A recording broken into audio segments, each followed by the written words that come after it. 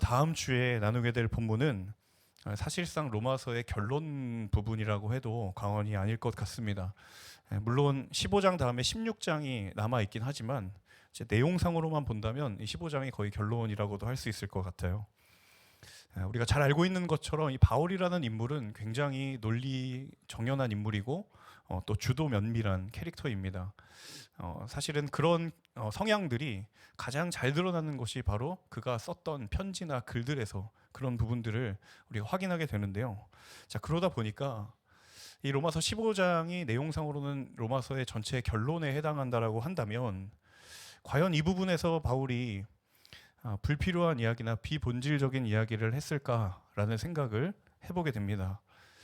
아마도 추측컨대 지금까지 바울이 했던 모든 권면 가운데 가장 중요하다고 생각했던 이야기나 혹은 믿음의 형제 자매들이 다른 건 몰라도 이것만큼은 꼭 기억했으면 좋겠다라고 생각하는 말이나 로마서를 통해서 가장 바울이 하고 싶었던 하나님의 마음을 꾹꾹 눌러 담지 않았을까. 그리고 그와 더불어 바울은 도대체 왜 로마서라는 편지를 쓴 것일까라는 물음을 던져봅니다. 물론 이런 물음들이 로마서 곳곳에 보면 그것에 대한 대답을 추론해 볼 수 있는 상황들이나 혹은 말씀들이 있는데요. 얼마든지 상황적인 이유를 우리가 알 수 있고 표면적으로 드러나는 목적들을 알 수 있습니다. 그런데 그보다 더 근본적인 이유, 그보다 더 영적인 이유가 무엇이었는가 하는 거예요. 편지를 기록한 것은 바울이라는 어떤 한 인물입니다. 그런데 그 안에 담겨져 있는 하나님의 계획과 하나님의 목적이 무엇일까? 비록 사람이 쓴 편지이지만 그 안에 담겨져 있는 하나님의 마음은 무엇일까? 그것을 생각해 보게 된다는 것이죠. 자, 우리의 삶도 마찬가지인 것 같아요. 대부분 우리의 삶에 일어나는 모든 계획이나 결정이나 판단들, 그 모든 것들의 대부분은 우리가 직접 하게 되거나 우리가 직접 판단하는 것들입니다. 그래서 우리의 결정이나 우리의 결정의 선택에 관여하는 것이 전적으로 나 자신이다라고 생각할 때가 많이 있다는 거죠. 자, 그런데 그것은 어디까지나 보이지 않는 부분에 관한 것이다. 보이는 부분에 관한 것이다. 하나님은 보이지 않는 곳에서도 때로는 우리가 멈춰 있다라고 생각할 때, 때로는 우리가 아무것도 생각할 수 없는 그 상황에서도 하나님의 일들을 이루어 가시고 하나님의 계획대로 당신의 계획을 이루어 가시는 분이신 줄로 믿습니다. 저는 오늘 말씀을 나누는 가운데 우리의 삶을 향한 하나님의 계획과 또 우리의 공동체를 향한 그리고 이 땅을 향한 하나님의 마음을 다시 한번 품게 되는 시간 될 수 있기를 간절히 소원합니다. 먼저 8절의 말씀 함께 읽어보도록 하겠습니다. 8절 함께 읽습니다. 시작. 하나님의 진실하심을 위해 할례 받은 사람의 종이 되셨습니다. 내가 말하는 것은 이것입니다 라고 이야기를 해요. 자, 여지껏 바울이 로마서 전체를 통틀어서 했던 메시지의 토대가 뭐냐라는 이야기예요. 내가 지금까지 말하랬던 것은 이것이다. 내가 무엇을 말하려고 했던 것인가? 그 모든 메시지의 근거가 무엇이냐면 좁게는 15장 앞부분에 대한 근거가 되고 그리고 넓게는 로마서 전체의 근거가 되는 거죠. 자, 그 근거가 뭐냐면 8절에 그리스도께서 하나님의 진실하심을 위해 할례 받은 사람의 종이 되셨다라는 거예요.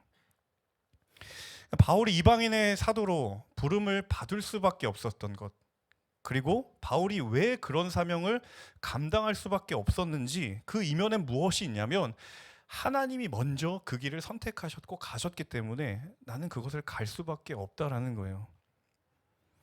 자, 주님이 하나님의 진실하심을 위해 할례 받은 사람의 종이 되셨다. 이 말에 좀 생각해 볼 수 있는 부분들이 있습니다. 자, 하나님의 진실하심이 뭘까? 하나님의 진실하심이라는 것은요, 이 안에 진리라는 의미가 함께 담겨져 있어요.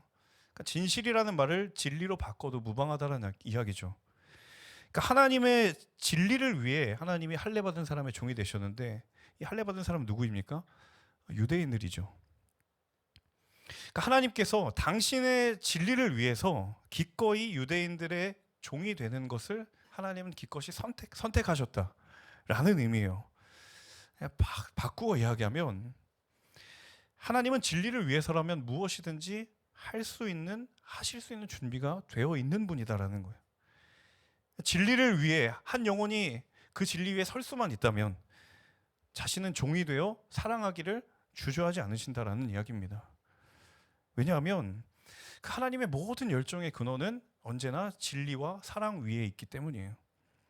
하나님이 일하심, 하나님이 우리의 삶 가운데의 계획하심과 모든 인도하심의 근원이 어디냐면 하나님의 열심, 그 열심에 진리와 사랑이 있기 때문이라는 거예요. 자, 로마서에서 진리와 사랑은 무엇입니까? 모든 사람은 죄 앞에서 하나님의 진노를 피할 길이 없다라는 게 그게 진리예요. 그런데 사랑은 그 길을 피할 수 있도록 그 길을 여셨다라는 게 사랑입니다. 로마서의 메시지의 전부예요.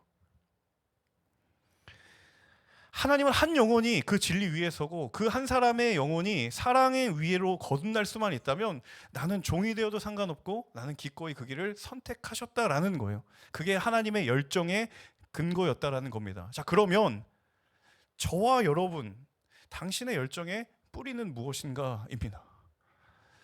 하나님의 열정의 뿌리는 진리와 사랑에 있는데 우리의 열심과 열정의 뿌리는 무엇입니까? 나도 무언가로부터 영적인 에너지를 공급받고 나도 어딘가로부터 열정의 근원을 공급받는데 거기가 무엇입니까? 주님처럼 한 영혼이 진리 위에 설 수 있다면 열정을 쏟을 준비가 되어 있는가? 예수님처럼 한 영혼이 사랑으로 회복될 수만 있다면 내 열심을 언제나 쏟을 수 있는 그 사랑의 준비가 되어 있는가? 저와 여러분 가운데 그 하나님의 열정을 회복하는 결단이 있기를 주님의 이름으로 축원합니다. 내 안에 열심의 근거가 무엇인가? 나를 힘있게 만들고 나를 열심히 살아가게 하는 근거가 주님 주신 진리와 사랑 위에 있는가? 다시 한번 우리 마음 가운데 새기는 귀한 은혜의 시간 되기를 간절히 소망합니다. 이어지는 8절과 9절입니다. 함께 읽겠습니다. 시작. 이는 조상에게 주신 약속들을 확증하시고 이방 사람들도 그 긍휼하심을 받아 하나님께 영광을 돌리게 하시려는 것입니다. 기록되기를 그러므로 내가 이방 사람들 가운데서 주께 찬양을 드리며 주의 이름을 찬송합니다 라고 한 것과 같습니다. 그 하나님이 한 영혼을 위해 아들을 내어주시기까지 기꺼이 종이 되신 이유가 무엇인가? 왜 그런 결단을 하셨는가? 8절 하반절과 9절에 그 이유와 목적이 나와 있어요. 두 가지 이유죠. 첫 번째는 조상들의 약속을 확증하기 위함. 유대인들, 이스라엘 백성들, 오랜 전 이스라엘 백성들에게 하신 하나님의 약속을 확증, 풀어서 이야기하면 확인하고 증명하시기 위함이라는 거예요. 내 약속이 진짜였다라는 것을 확인해주고 그것을 그들에게 증명해주기 위해서였다라는 것이죠. 또 다른 한 가지는 그런데 이방 사람들도 그 긍휼하심을 받아서 구원에 이르게 하시려는 거예요. 유대인뿐만 아니라 이방인들도 동일하게 하나님의 약속에 포함시키겠다라는 하나님의 계획이 있는 것입니다. 자, 그런데 여기서 여러분 조금 눈여겨볼 표현이 하나 있는데요. 9절을 보시면 바울이 이방 사람들도 그 긍휼하심을 받았다라고 이야기를 해요. 새로운 이야기가 아니라 앞서서 수없이 말했던 긍휼하심을 이방 사람들에게도 해당시키는 거예요. 사실 그걸 처음 경험한 사람들이 누구입니까? 유대인들이죠. 유대인들이 경험했던 그 긍휼하심이 이방 사람들에게도 있다라는 거예요. 자, 유대인들은 우리가 이방인인가 유대인인가 혈통에 목숨을 걸고 있지만 사실 하나님의 시선은 아무 상관없다라는 거예요. 유대인이나 이방인이나 다 긍휼하심의 대상일 뿐이라는 거예요. 자기들은 특권이 중요합니다. 유대인이라는 혈통이 너무 중요해요. 그런데 하나님 입장에서는 유대인이든 이방인이든 모두 다 긍휼하심을 입은 자들 뿐이다라는 사실이에요. 자, 우리도 그렇죠. 나는 너무 중요하고 이건 정말 물러설 수 없을 것 같은 목숨과 같은 일이 있는데 하나님 입장에서 아무것도 아닌 것이 있어요. 또 반대로 나는 별건 아니라고 생각하고 그냥 스쳐 지나가고 흘려 생각하는 것이 있는데 하나님께서는 아들을 내어주실 만큼 너무도 중요한 사실일 때가 있다는 사실이죠. 여러분, 이미 우리가 2주간에 걸쳐서 그 차이에 대해서 수없이 이야기를 했습니다. 본질을 바라보는 하나님의 시선과 우리의 시선의 극명한 차이를 우리가 이미 보았습니다. 저는 저와 여러분 가운데 영적인 분별력이 있기를 원합니다. 분별의 기준이 무엇인가? 거기에 진리가 있는가? 사랑이 있는가? 내가 쏟고 있는 그 관심과 그 분야에 진리가 있고 사랑이 있는가? 거기에 진리가 있는가? 그곳에 사랑이 있는가? 여러분, 하나님의 마음이 있는 곳에 우리의 마음이 있는 결단이 있기를 원하고요. 하나님의 시선이 있는 곳에 우리의 시선도 머물 수 있는 하나님과 동행하는 참된 동행이 저와 여러분 가운데 있기를 주님의 이름으로 축원합니다. 이어지는 10절에서 12절의 말씀 함께 보겠습니다. 함께 읽게요. 시작.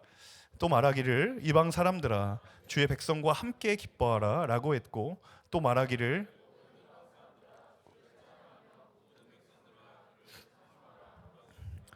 또 이사야가 말하기를 이새의 뿌리 곧 이방 사람들을 다스리기 위해 일어나시는 이가 있으리니 이방 사람들이 그 안에 소망을 둘 것이다 라고 했습니다.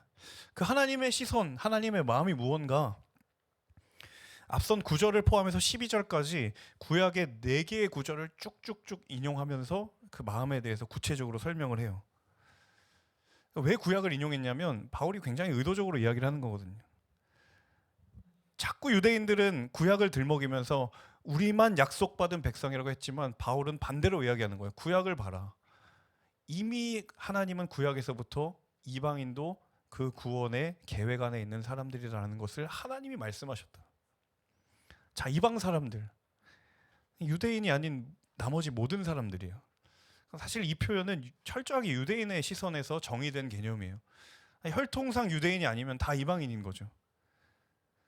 자, 그런데 바울이 이야기하는 것은 이미 그들이 목숨처럼 여기고 있는 구약에서 하나님의 계획과 목적은 분명했다라는 거예요. 하나님을 몰랐던 이들이 하나님을 인정하고 하나님을 찬양하고, 하나님을 떠나갔던 이들이 다시 하나님께 와서 하나님의 영광을 인정하게 되는 것, 이미 로마서 전체를 통해서 바울이 선포했고, 그리고 바울의 인생이 바로 그것 때문에 부름받을 수밖에 없었다라는 것을 바울이 결론적으로 이야기하는 거예요. 난 이것 때문이다. 하나님은 세상 모든 민족이 구원을 얻기까지 쉬지 않으시는 분이시다. 마지막 한 영혼이 주 하나님 앞에 돌아올 때까지, 잃어버린 한 민족이 하나님 앞에 돌아올 때까지 하나님은 포기하지 않으시고 거기에 하나님은 끝까지 열심과 열정을 쏟으실 준비가 되어 있는 분이시다. 그러므로 여러분, 하나님께서 저 여러분 가운데 한 가지 묻고 계세요.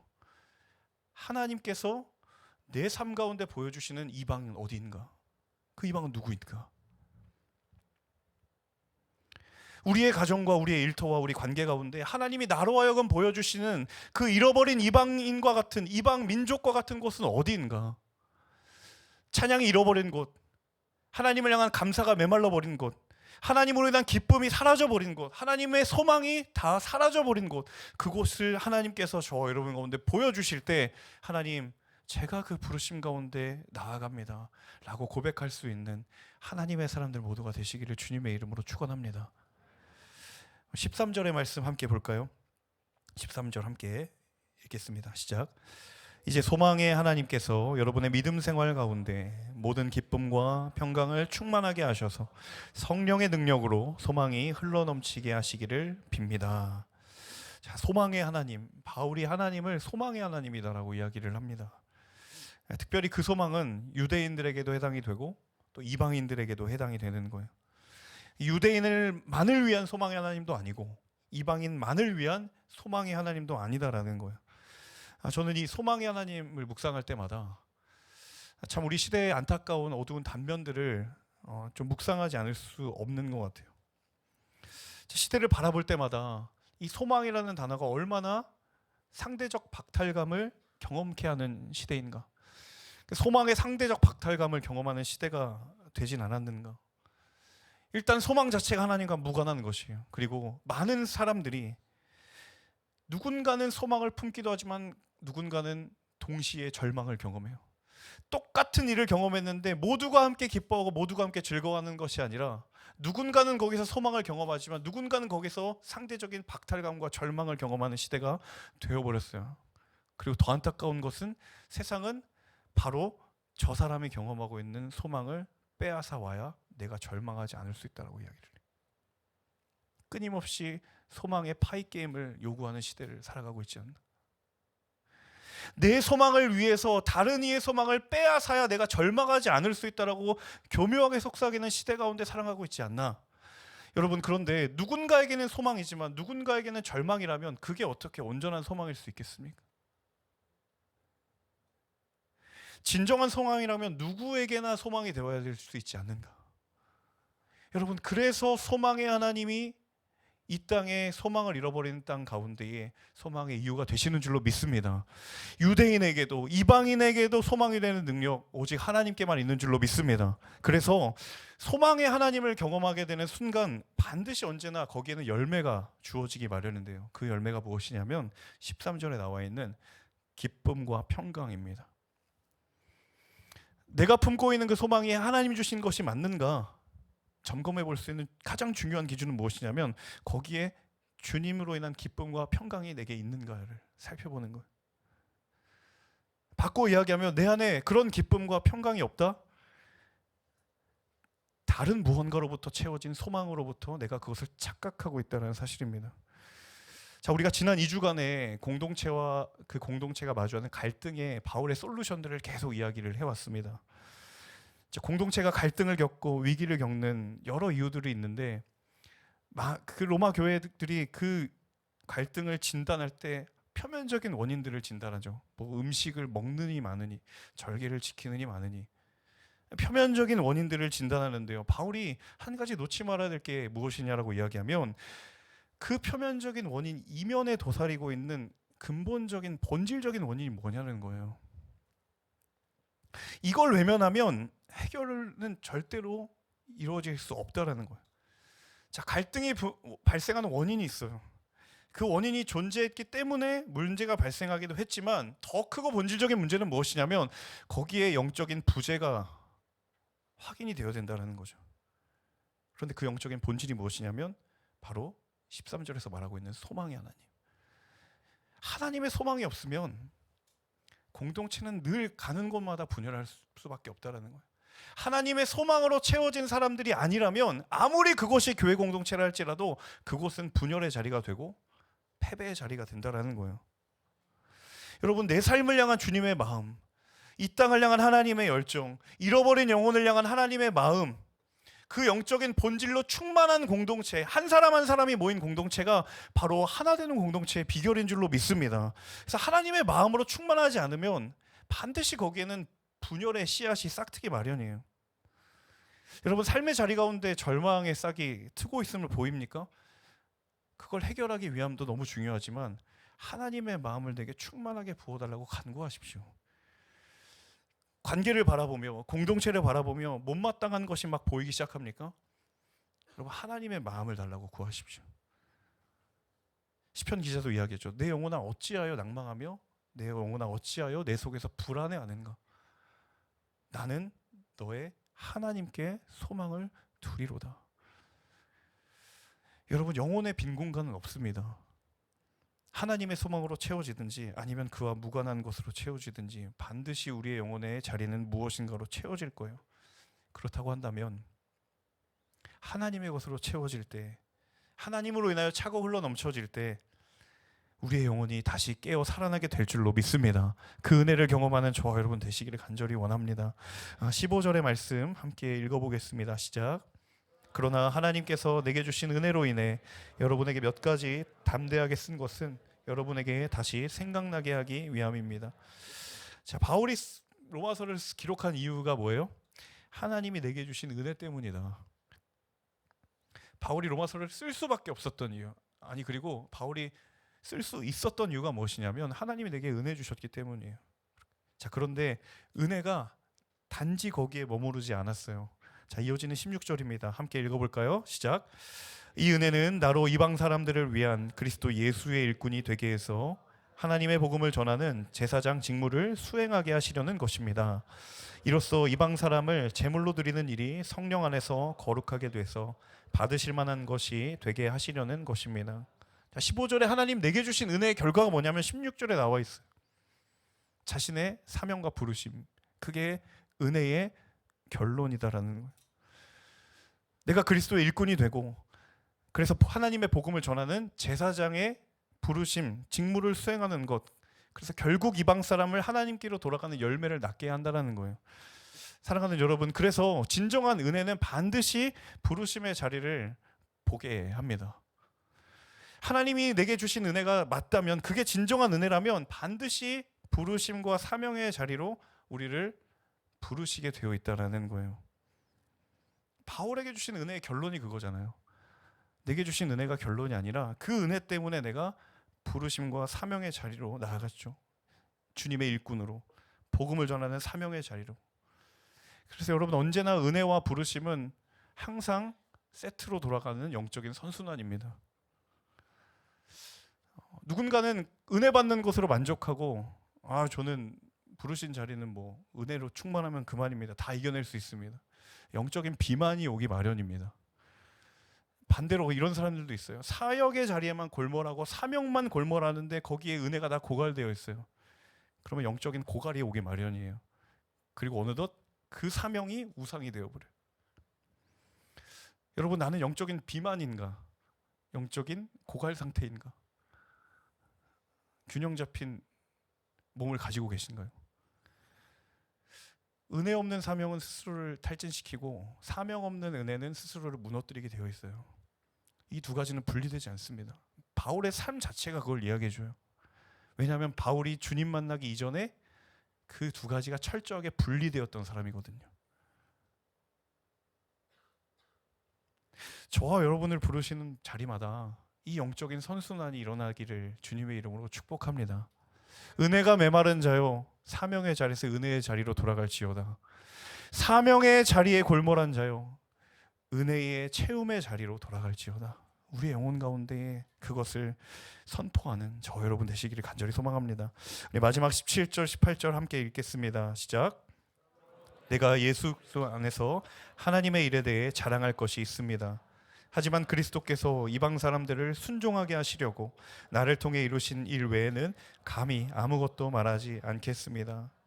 저는 이 두 구절을 보면서 사도 바울이 참 아름다운 유종의 미를 거두려고 스스로를 참 다듬고 철저하게 돌아보는구나를 느끼게 돼요. 내가 그리스도 예수 안에서 하나님의 일에 대해 자랑할 것이 있습니다. 17절에 그렇게 이야기하잖아요. 사실 바울만큼 자랑할 만한 것이 많은 사람이 어디 있습니까? 혈통적으로도 자랑해야 되고, 시민권도 로마 시민권 가졌고, 풍성한 은사도 가졌고, 범접할 수 없는 수많은 것들을 가졌고, 바울이 자랑하려고 한다면 정말 밤이 맑도록 자랑할 것이 많았던 사람인데, 그런 바울이었지만 바울이 주님이 나를 통해 이루신 일 외에는 내가 아무것도 말하지 않겠습니다. 왜냐하면 하나님의 계획보다 더 중요한 것은 없고, 아무리 내가 자랑할 것이 많아도 하나님만이 내 삶에 오롯이 드러나는 것이 제 인생의 유일한 소망이고, 그것이 하나님을 향한 나의 고백입니다. 그것보다 중요한 것은 없는 거예요. 여러분, 아무리 나의 선택이 묘수와 같을지라도 나의 묘수가 하나님의 한 수를 넘어설 수는 없는 줄로 믿습니다. 저와 여러분의 기도의 고백에 다시 이 기도가 일어나기를 원해요. 하나님, 제 삶에 하나님 보시기에 가장 귀한 것만이 드러나기를 원합니다. 하나님, 하나님의 계획보다 앞서는 것은 없기를 원합니다. 하나님의 계획이 나의 삶을 이끄시고 하나님의 소망에 나의 눈을 열어주셔서 하나님의 계획과 하나님의 소망에 붙들린 인생 되게 하여 주옵소서. 우리의 삶을 향한 하나님의 계획, 우리의 공동체를 향한 하나님의 소망, 이 땅을 향한 하나님의 마음, 하나님 그 마음을 따라가게 하여 주옵소서. 내 마음대로가 아니라 주님 주시는 마음대로 하나님 내가 그 이름 온전히 걸어가게 하여 주옵소서. 여러분, 이 기도의 비밀을 경험하시는 저와 여러분 모두가 되실 수 있기를 주님의 이름으로 축원합니다. 우리 이 시간 함께 찬양하고 기도했으면 좋겠습니다. 하나님, 정말 하나님의 꿈이 나의 꿈이 되기를 원하고, 정말 하나님의 성품이 나의 인격이 되기 원하고, 주님 성령의 권능을 내게 허락하여 주옵소서. 주님, 그것이 내가 간절히 원하고 바라고 기도하는 것이오니 하나님 우리의 믿음의 걸음을 주장하여 주옵소서. 우리 함께 이 찬양의 고백에 믿음의 고백을 담아드리며 찬양하고 기도하며 나아가겠습니다.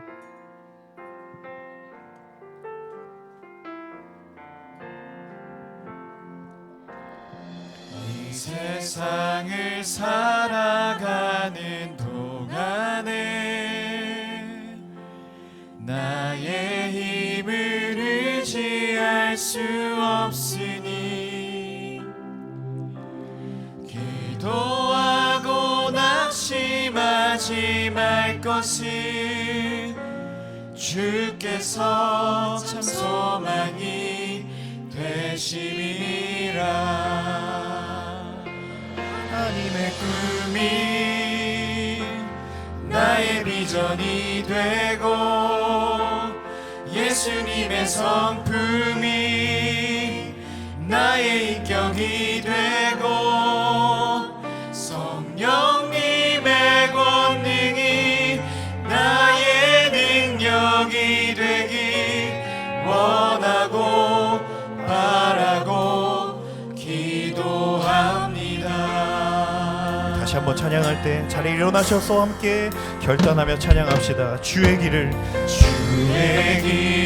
걸어가는 동안에 세상의 것 의지할 수 없으니 세상의 것 의지할 수 없으니 감사하고 낙심하지 말 것은 감사하고 낙심하지 말 것은 주께서 참 기쁨이 우리 같은 부분 다시 한번 찬양합시다. 주의 길을 걸어가는 동안에 주의 길을 걸어가는 동안에 세상의 것 의지할 수 없으니 감사하고 낙심하지 말 것은 주께서 참 기쁨이 되심이. 우리 함께 결단합시다. 하나님의 꿈이 나의 비전이 되고 예수님의 성품이 나의 인격이 되고 성령님의 권능이 나의 능력이 되길 원하고 바라고 기도합니다. 하나님의 꿈이 나의 비전이 되고 하나님의 꿈이 나의 비전이 되고 예수님의 성품이 나의 인격이 되고 성령님의 권능이 나의 능력이 되길 원하고 바라고. 하나님 우리 인생을 주님께 올려드립니다. 하나님의 꿈이 나의 비전이 되고 예수님의 성품이 나의 인격이 되고 성령님의 권능이 나의 능력이 되길 원하고. 하나님 우리의 삶 가운데 하나님의 꿈과 비전을 부어주옵소서. 하나님의 꿈이 나의 비전이 되고 예수님의 성품이 나의 인격이 되고 성령님의 권능이 나의 능력이 되길 우리 간절한 마음으로 다시 한번 기도하며 나아갈 때 우리 가슴에 손을 얹고 찬양합니다. 하나님의 꿈이 나의 비전이 되고 예수님의 성품이 나의 인격이 되고 성령님의 권능이 나의 능력이 되길 그 비전으로 그 인격과 그 권능으로 주님 우리를 부르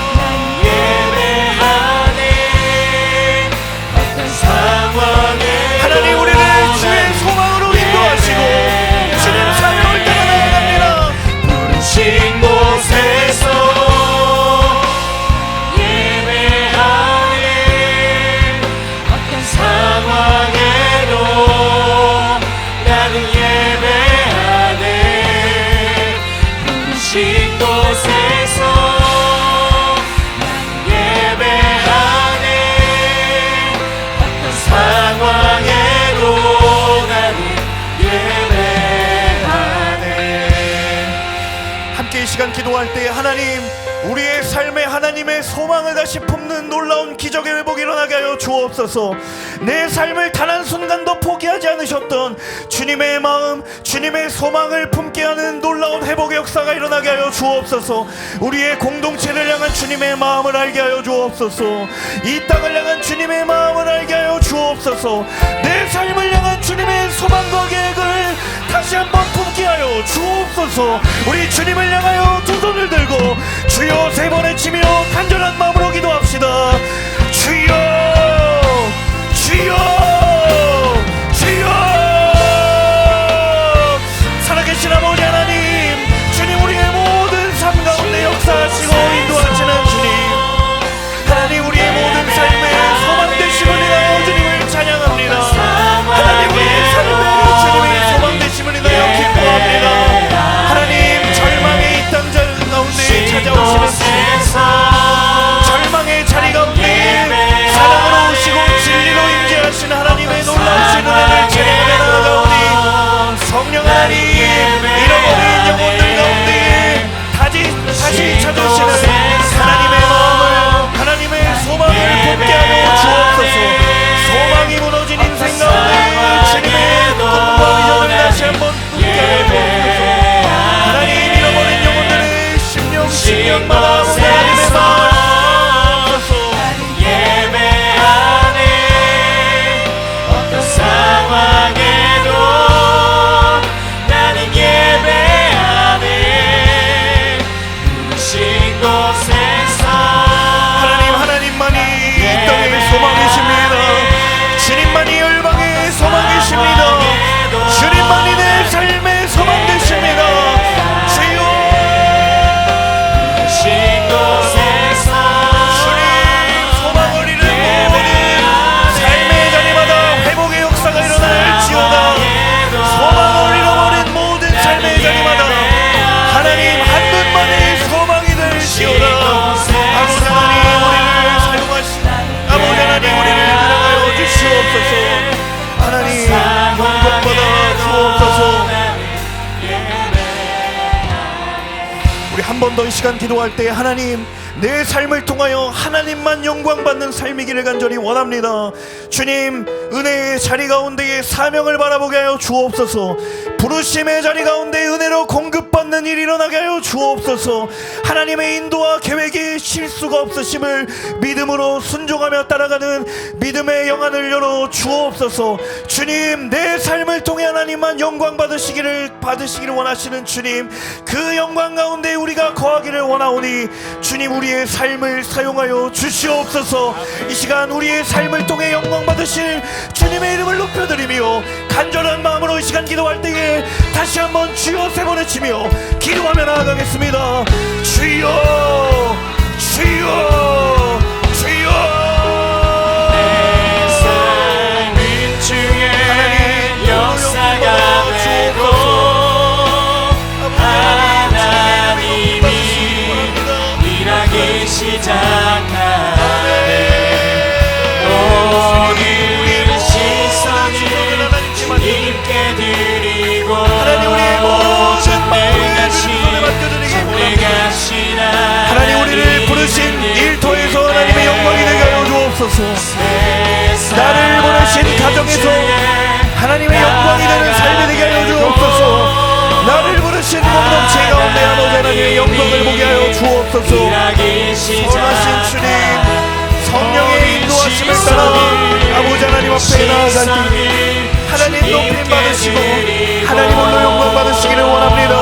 주님만 우리의 영광의 목적이 되시며 주님만 우리의 영광의 이유가 되심을 선포하며 나아갑니다.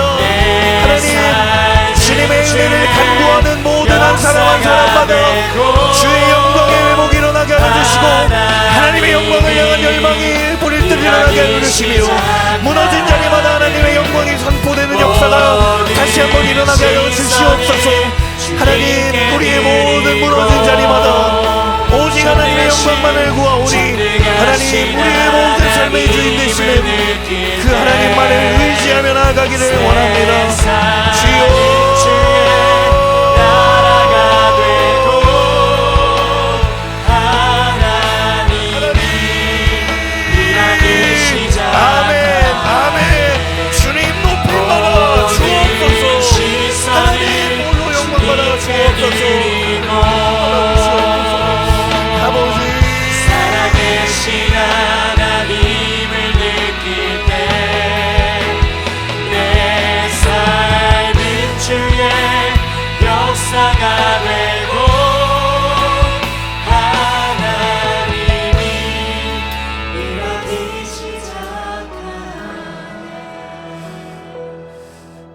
소망을 잃어버린 이 땅 가운데에 아들을 내어주시고 그 소망을 회복시키기 위하여, 내가 너희의 소망의 하나님이라고 말씀하시기 위하여 이 땅 가운데에 아낌없이 그 사랑을 내어주신 그 하나님을 다시 한번 기억하며 그 하나님의 임재 앞으로 나아갑니다. 하나님, 소망마저도 누군가에게는 절망의 이유가 되어버린 이 아픈 시대 가운데에 하나님의 청년들이 주의 소망을 구하며 다시 한번 하나님께 소망이 있음을 간절히 고백하며 나아가는 이 믿음의 발걸음 가운데 주님 영광 받아 주옵소서. 우리의 삶이 하나님만이 소망이시오, 하나님만이 유일한 우리의 인생의 길이 되시는 그 아버지 하나님을 향한 고백을 우리의 삶의 자리마다 선포하고 그렇게 고백하며 나아가는 귀한 하나님의 사람들 모두가 될 수 있도록 주님 인도하여 주시옵소서. 하나님, 은혜 가운데에 사명을 보이시고 사명의 자리에서 은혜로 그 사명 감당하라고 말씀하시는 주님, 하나님, 나를 어디로 보내시든 그곳에 하나님의 흔적이 있기를 원하며 그곳을 통하여 하나님만 홀로 높임받아 주시옵소서. 우리의 한 사람 한 사람 모든 인생이 단 한 사람도 허투루 이 땅 가운데 태어난 인생 없사오니 하나님께 붙들린 하나님의 사람들 모두가 될 수 있도록 성령 하나님 함께 하시고 역사하여 주옵소서. 행하실 주님의 이름을 찬양하고 감사드리며 이 모든 말씀 살아 역사하시는 예수님의 이름으로 기도합니다. 아멘. 우리 행하실 주님의 이름을 찬양하며 감사와 영광의 박수를 주님께 올려드립니다. 아멘. 주님의 이름을 찬양합니다.